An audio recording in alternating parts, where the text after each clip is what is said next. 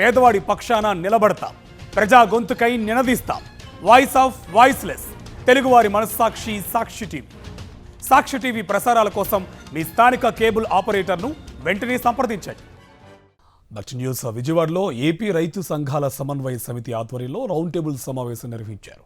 ఈ సమావేశంలో మాజీ మంత్రి, టీడీపీ సీనియర్ నేత వడ్డే శోభనాద్రీశ్వరరావు, లిబరేషన్ కాంగ్రెస్ పార్టీ అధ్యక్షుడు విజయ్ కుమార్, వివిధ సంఘాల నాయకులు పాల్గొన్నారు. అభివృద్ధి సాకుతో పంట పొలాలను లాక్కోవద్దని, 5 ఏళ్లలో పరిశ్రమలు పెట్టకపోతే రైతులకు భూములు తిరిగిచ్చేయాలని అంశంపై చర్చించారు. కూటమి ప్రభుత్వం పోలవరం నిర్మాణాలపై పెడుతున్న శ్రద్ధ నిర్వాసితులపై పెట్టడం లేదని అన్నారు. సీఎంగా చేయాల్సింది రివ్యూలు కాదని, నిర్వాసితులను పట్టించుకోవాలన్నారు.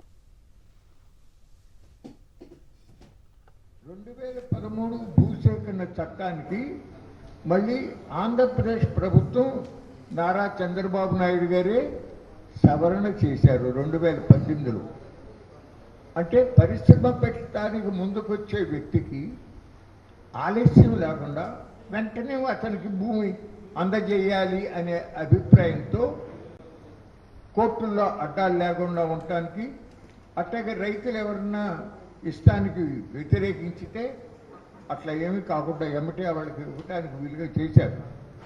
చేసిన తర్వాత కూడా ఇప్పుడు ఉన్నటువంటి చట్ట ప్రకారంగా కూడా వాటిని ఉల్లంఘించుతూ, వాటిని విస్మరించుతూ ఈరోజు ప్రభుత్వం భూములు సేకరిస్తూ ఉంది నిర్బంధంగా రైతుల నుంచి.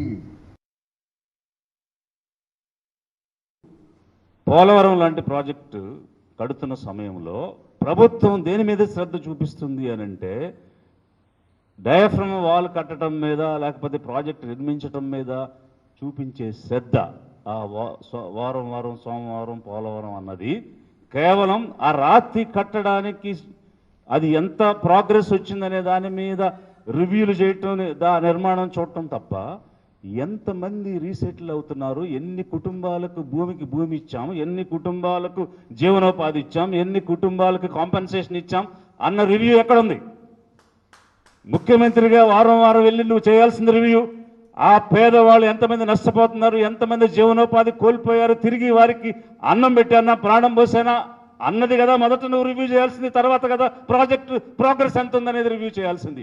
ఈ సెన్సిటివిటీ లేని వాళ్ళని ఈరోజు మనం ఎందుకుని వాళ్ళకి ఓట్లు వేసి వాళ్ళ ప్రభుత్వంలో నిలబెట్టాం. అందుకే మెషిన్స్ లాగా పనిచేస్తున్నారు తప్ప హృదయం ఉన్న మనుషుల్లాగా పనిచేయటం లేదు.